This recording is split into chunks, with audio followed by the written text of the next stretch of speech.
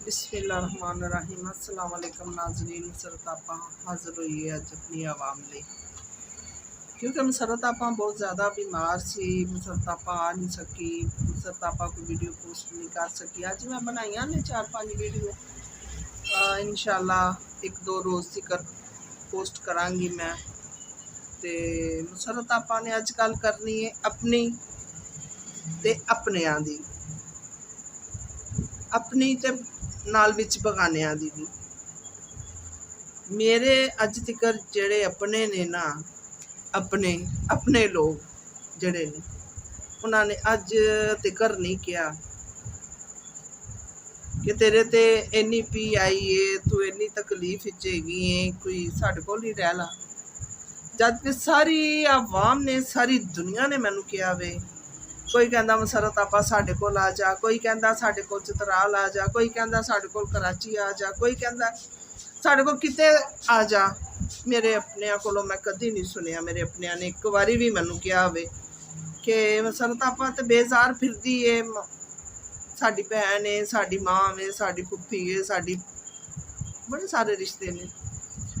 ते मेरे अपने ने ते अज तक एक बारी भी नहीं किया कि साढ़े कोल रह आके।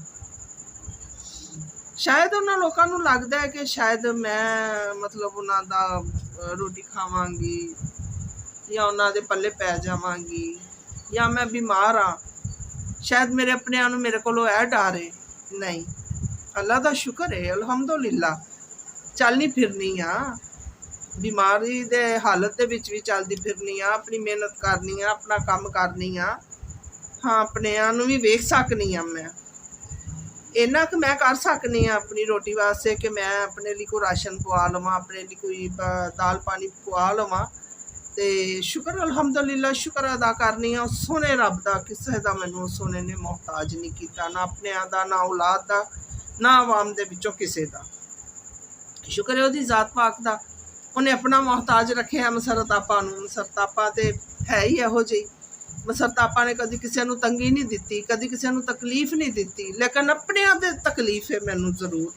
मेरे अपने ने अज तक नहीं मैनू कहा कि तू साढ़े कोल भी आके रह ला, तू परेशान होई फिरनी है, क्यों होई फिरनी है, लोगों के घर च रह रही है। नहीं, ऐ किसी ने नहीं अज तक आवाज़ दी।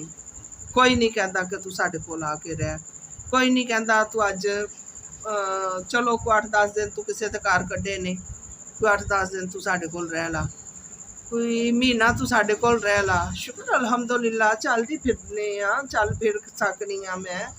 हाँ, थोड़ा थक जानी हाँ, बैठ जानी हाँ, लेट जानी हाँ, एहदे च ते कोई हरज नहीं, लेकिन मैनू दुख ही रहेगा अपने दे उत्ते।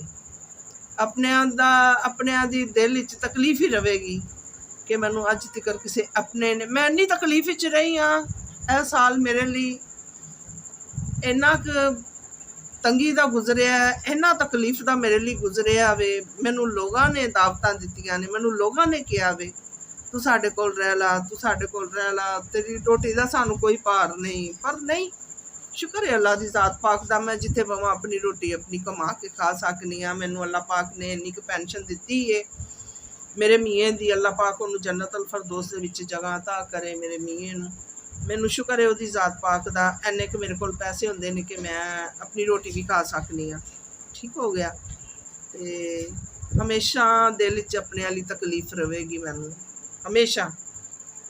कि कदी एक बारी भी नहीं किसी ने पूछा कि फुफो तू किस हाल च, फुफो तू केड़ी तकलीफ च लगी फिरनी है, अज तू लोगों के घर च लगी फिरनी है, अज तू कितने स्टापां ते बैठी है, कितने तू अज रुलदी फिरनी है। नहीं, अपने ते रांझी रह जाना। कौन अपना अज के दौर दे विच, कौन अपना? कोई अपना नहीं, सब बगाने ही बगाने ने।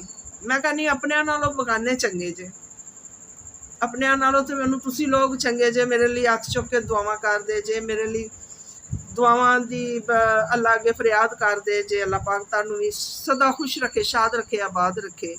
मुसरत आपा तो सब लिए दुआ कर सकती है। अल्लाह पाक सब बच्चों मेरे से तंदुरुस्ती अता करे। सिर्फ मैनू रंज रहना है, मेरे दिल च एक तकलीफ इस दुनिया तो मैं लै जानी है कि मेरे अपने दे मूँह दे विचों आवाज़ नहीं सुनी कि तू साढ़े कोल आ जा, तू ਤੂੰ ਕਿਉਂ ਇੱਧਰ ਉੱਧਰ ਰੁਲਦੀ ਫਿਰਨੀ ਹੈ, ਤੂੰ ਲੋਕਾਂ ਦੇ ਘਰਾਂ 'ਚ ਰੁਲਦੀ ਫਿਰਨੀ ਹੈ, ਤੂੰ ਸਾਡੇ ਕੋਲ ਆ ਜਾ, ਤੂੰ ਤੇ ਸਾਡੀ ਆਪਣੀ ਹੈ, ਤੂੰ ਤੇਰਾ ਸਾਡੇ ਨਾਲ ਇੱਕ ਰਿਸ਼ਤਾ ਹੈ, ਤੂੰ ਸਾਡੇ ਕੋਲ ਆ ਕੇ ਰਹਿ। ਸਾਰਿਆਂ ਨੂੰ ਪਤਾ ਹੈ ਕਿ ਮੈਨੂੰ ਅੱਲਾਹ ਪਾਕ ਨੇ ਮੁਹਤਾਜੀ ਨਹੀਂ ਦਿੱਤੀ, ਸ਼ੁਕਰ ਅਲਹਮਦੁਲਿਲਾ। ਤੇ ਸਭ ਅੱਗੇ ਮੇਰੀ ਰਿਕੁਐਸਟ ਹੈ ਮਸਰਤ ਆਪਾਂ ਦੀ, ਮੇਰੇ ਚੈਨਲ ਨੂੰ ਜ਼ਰੂਰ ਸਬਸਕ੍ਰਾਈਬ ਕਰਿਆ ਕਰੋ। ਮਸਰਤ ਆਪਾਂ ਬਿਮਾਰ ਹੈ, ਜੇ ਚਾਹੁੰਦੇ ਜੇ ਨਾ ਮਸਰਤ ਆਪਾਂ ਕਿਸੇ ਅੱਗੇ ਹੱਥ ਨਾ ਫੈਲਾਵੇ। ਮੇਰੀ ਤੇ ਦੁਆ ਵੇ ਅੱਲਾਹ ਪਾਕ ਕਿਸੇ ਬੈਰੀ ਦੁਸ਼ਮਣ ਨੂੰ ਵੀ ਕਿਸੇ ਦੇ ਅੱਗੇ ਹੱਥ ਫੈਲਾਉਣ ਦੀ ਤੌਫੀਕ ਨਾ ਦੇਵੇ, ਆਪਣੇ ਸੋਹਣੇ ਰੱਬ ਦਾ ਮੁਹਤਾਜ ਰਵੇ। ਤੇ ਮਸਰਤ ਆਪਾਂ ਕਹਿੰਦੀ ਹੈ ਮੇਰੇ ਚੈਨਲ ਨੂੰ ਸਬਸਕ੍ਰਾਈਬ ਜ਼ਰੂਰ ਕਰਿਆ ਕਰੋ, ਬੈਲ ਆਈਕਨ ਵੀ ਕਰਿਆ ਕਰੋ, ਅੱਗੇ ਵੀ ਲਾਈਕ ਸ਼ੇਅਰ ਕਰ ਦਿਆ ਕਰੋ। ਤੁਹਾਡੀ ਇਹ ਵੀ ਨੇਕੀ ਮੇਰੇ ਸੋਹਣੇ ਰੱਬ ਦੇ ਘਰ 'ਚ ਲਿਖੀ ਜਾਏਗੀ। ਮੇਰੇ ਚੈਨਲ ਦਾ ਨਾਮ ਹੈ, ਮੇਰੇ ਚੈਨਲ